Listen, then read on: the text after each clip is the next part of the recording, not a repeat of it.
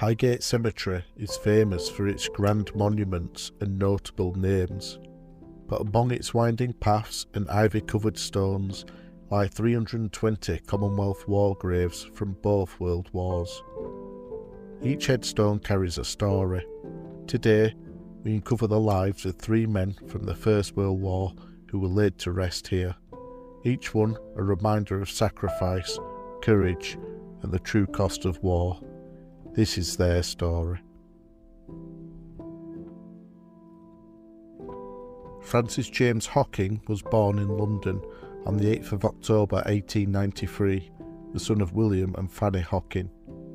At just 17, he enlisted in the 7th Middlesex Regiment. When the First World War began, he volunteered for overseas service and landed in France in March 1915. Just weeks later, on the 7th of May, his battalion was in the Rue du Bois sector during the Battle of Festubert. At 8:30 that evening, German forces launched a determined rush on a sap under construction. The Middlesex men were outnumbered. 1 was killed and 7 were wounded. Among them was Francis Hocking. He'd been struck early in the fight, his thigh shattered by a bullet, but even as blood poured and the pain grew unbearable, he kept firing, helping to drive off the Germans. Evacuated to England, doctors at the First London General Hospital amputated his leg to save him, but it was too late. On the 18th of May 1915, just 3 days after the operation, Lance Sergeant Francis James Hocking died of his wounds. He was just 21 years old. On the 21st of May, his coffin, draped in the Union Jack, was carried by his comrades, with the regimental buglers playing the last post as he was laid to rest in his family grave at Highgate. His actions that night did not go unnoticed. Hocking was posthumously awarded the Distinguished Conduct Medal. Letters written to his parents capture the man that he was. Captain Smith praised him as trusted and respected by all. His behaviour during the fight was magnificent. His platoon commander, Lieutenant Grozer, recalled how even when lying wounded on the ground, he continued to fire at the Germans, typical of your son. He did not know when he was beaten. On his grave are the words, erected by the officers of Highgate Camp, parents and friends. A soldier's courage remembered by comrades, by family, by the regiment he served so well.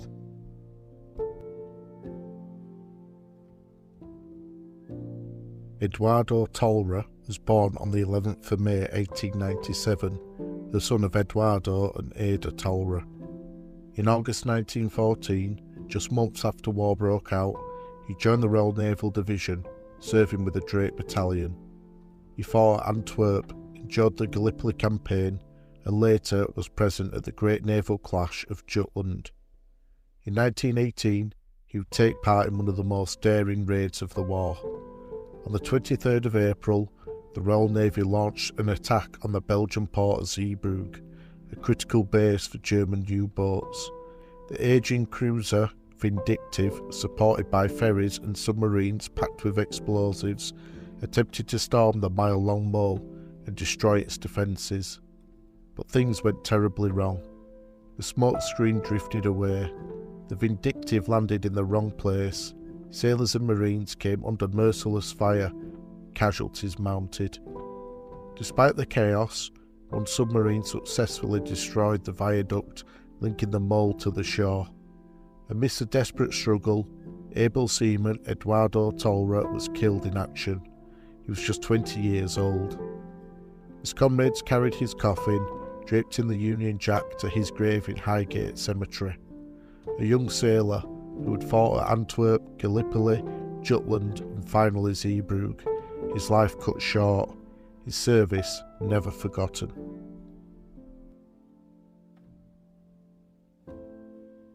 Otto Bowyer was born on the 21st of September 1889 in St Helier, Jersey.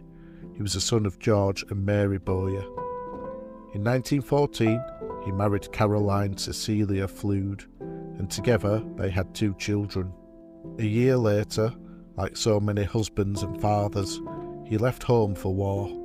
He enlisted in the Royal Field Artillery, and by 1916 he was serving on the Western Front. In April 1918, during the German Spring Offensive, Otto was struck by a bullet to the neck. He survived, but the wound left him partially paralysed. He was declared unfit for further duty and was discharged and sent home. But his body never recovered. Weakened by his wounds, he contracted bronchopneumonia. On the 24th of November 1918, just 13 days after the Armistice, Otto Bowyer died of heart failure. He was 29 years old. He was buried here at Highgate Cemetery.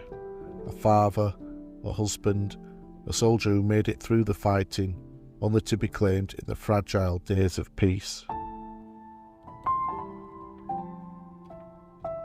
Highgate Cemetery holds the graves of 320 men and women who served in the World Wars. Their stones may not draw the same crowds as the grand monuments, but their stories are no less powerful. Francis Hocking, who fought on despite a shattered leg, Eduardo Tolra, who fell in a daring naval raid, and Otto Bowyer, who lived through the war but not beyond its toll. 3 names among hundreds, 3 lives among millions. If you found their stories moving, please like, share and subscribe. And tell me in the comments if you've ever visited a war grave that left an impression on you. Because remembrance isn't just about numbers, it's about names, lest we forget. If you like listening to the stories of the history of those who came before, then please give the video a like and subscribe to keep updated about future videos of the history of those who came before.